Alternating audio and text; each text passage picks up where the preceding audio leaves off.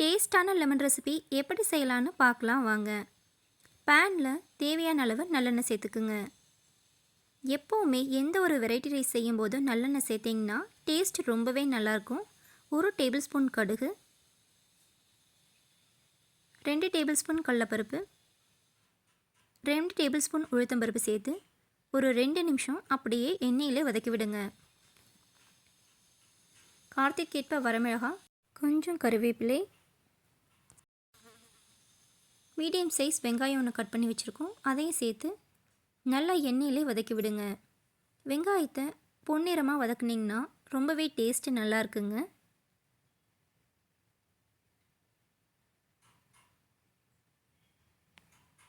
ஒரு கைப்பிடி அளவு நிலக்கடலை பருப்பு சேர்த்துருக்கோம். வெரைட்டி ரைஸ்க்கு எப்போவுமே முந்திரி அல்லது நடக்கடலை பருப்பு சேர்த்திங்கன்னா டேஸ்ட் ரொம்பவே நல்லாயிருக்கும். தேவைக்கேற்ப உப்பு, 1 டேபிள் ஸ்பூன் மஞ்சள் தூள், எலுமிச்சை பழச்சாறு சேர்த்து ஒரு 2 நிமிஷம் அப்படியே எல்லாத்தையும் கலந்து விடுங்க. இப்போ ஸ்டவ் ஆஃப் பண்ணிக்கலாம்.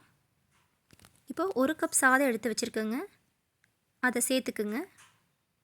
எல்லாத்தையும் நல்லா கலந்து விடுங்க.